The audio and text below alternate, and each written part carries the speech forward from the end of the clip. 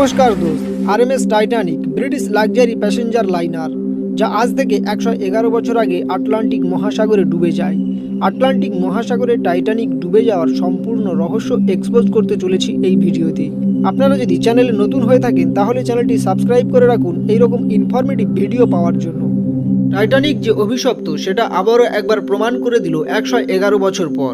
কারণ 1 শতাব্দীর বেশি সময় আগে আটলান্টিক মহাসাগরে ডুবে যায় টাইটানিক। 1912 সালে 10ই এপ্রিল বিশ্বের সবচেয়ে বড় যাত্রীবাহী জাহাজ টাইটানিক সেদিন ইংল্যান্ডের সাউথ কোস্ট সাউদাম্পটন পোর্ট থেকে নিউ ইয়র্কের উদ্দেশ্যে যাত্রা করে। টাইটানিক সম্পর্কে সে সময় বলা হয়েছিল এমন এক জাহাজ যা কখনোই ডুববে না, অর্থাৎ আনসিঙ্কেবল। কিন্তু যাত্রা শুরু করার 4 দিন পর উত্তর আটলান্টিক মহাসাগরে আইসবার্জের সাথে ধাক্কা লেগে টাইটানিক ডুবে যায় এবং ইন্টারন্যাশনাল এক ট্র্যাজেডিতে পরিণত হয়। টাইটানিকের নির্মাণ ব্যয় ছিল 1.5 মিলিয়ন পাউন্ড, যা আজকের প্রায় 170 মিলিয়ন পাউন্ড। এত টাকা ব্যয় করে টাইটানিক নির্মাণ করা হলেও এটি 2220 জন যাত্রীর সবার জন্য লাইফ বোট ছিল না। 1,500-এর বেশি মানুষ জাহাজ ডুবিতে প্রাণ হারান। 700 মানুষ কোনো মতে বেঁচে যায়। চোখ ধাঁধানো বিলাসবহুল এই জাহাজ ডুবতে মাত্র 3 ঘন্টারও কম সময় লেগেছিল। টাইটানিক ডুবে যাওয়ার সময় এর আশেপাশে 3টি জাহাজ ছিল। একটি জাহাজের নাম সামসান, এটি টাইটানিক জাহাজ থেকে মাত্র 7 মাইল দূরে ছিল। এই জাহাজের ক্যাপ্টেন টাইটানিক থেকে নিক্ষিপ্ত বিপদ সংকেত দেখেছিল।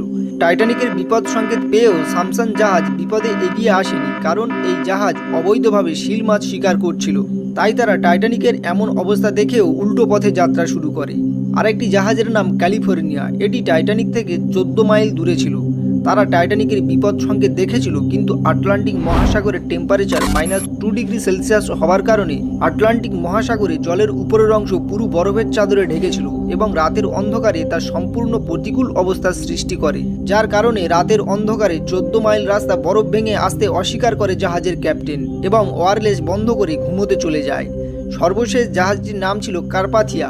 এটি টাইটানিক জাহাজের দক্ষিণ দিকে 58 মাইল দূরে ছিল।